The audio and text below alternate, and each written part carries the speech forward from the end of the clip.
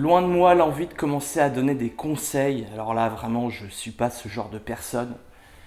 Mais imaginons que je sois forcé, sous la contrainte, je dois donner un seul conseil. Voilà ce que je dirais.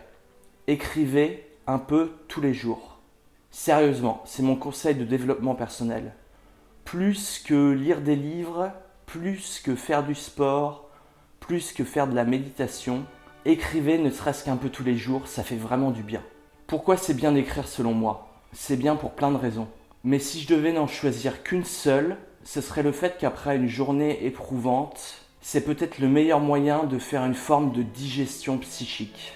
J'ai pas de meilleure façon de le formuler.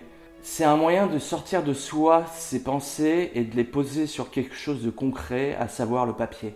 Vous accumulez des pensées toute la journée. Elles vous assaillent. Elles tournent, elles retournent, elles vous prennent la tête, elles apparaissent, elles disparaissent, elles reviennent. Il faudra que je pense à rappeler un tel. Elles vous énervent. Quel con, j'ai pas pensé à faire ce truc.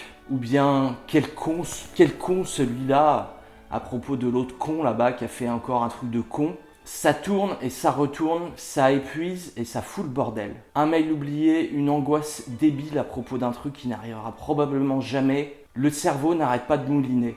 Alors, en fin de journée, se poser pour écrire ne serait-ce que quelques lignes, un stylo, un carnet, ou bien face à un PC si vous préférez taper, comme c'est mon cas. Que ce soit pour lister vos angoisses si vous êtes un grand anxieux, ou pour juste raconter votre journée, ou même pour vous lancer dans de la prose ou de la poésie, je sais pas. En tout cas, c'est peut-être le meilleur moyen d'arrêter de ruminer. Toute la journée, vous accumulez les conversations, les frustrations, les idées, les anxiétés, les regrets, les projections. Vous accumulez toute cette matière qui stagne dans votre esprit.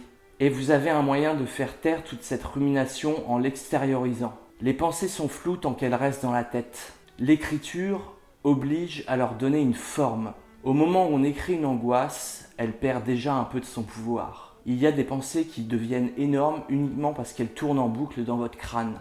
Mais au moment où vous les écrivez, quelque chose d'étrange se produit. Elles deviennent concrètes. Elles deviennent palpables. Soudain, elles ont une limite. Les voir là, écrites sur le papier, les rend automatiquement moins terrifiantes. Elles prennent moins de place. Alors vous devriez écrire un peu tous les jours. Et quand je dis tous les jours, vous formalisez pas non plus, ça peut être tous les 2-3 jours si vous avez une vie trop remplie. Ça peut même être votre petit rituel de fin de semaine, faire un petit bilan hebdomadaire, ça peut être pas mal. Petite météo de la semaine du moment que vous écrivez un petit truc. Vraiment, vous devriez essayer. Et qui sait, à force, en y prenant goût, vous allez même y trouver un certain intérêt littéraire. Et là, on entre dans un tout autre délire. En attendant de vous y mettre, vous pouvez garder votre scepticisme. Vous êtes grand, vous êtes libre, vous faites bien ce que vous voulez. C'est juste mon conseil.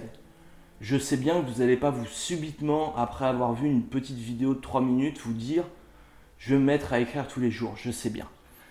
Mais imaginons que d'ici quelques mois ou quelques années, vous vous mettiez à tenir un journal.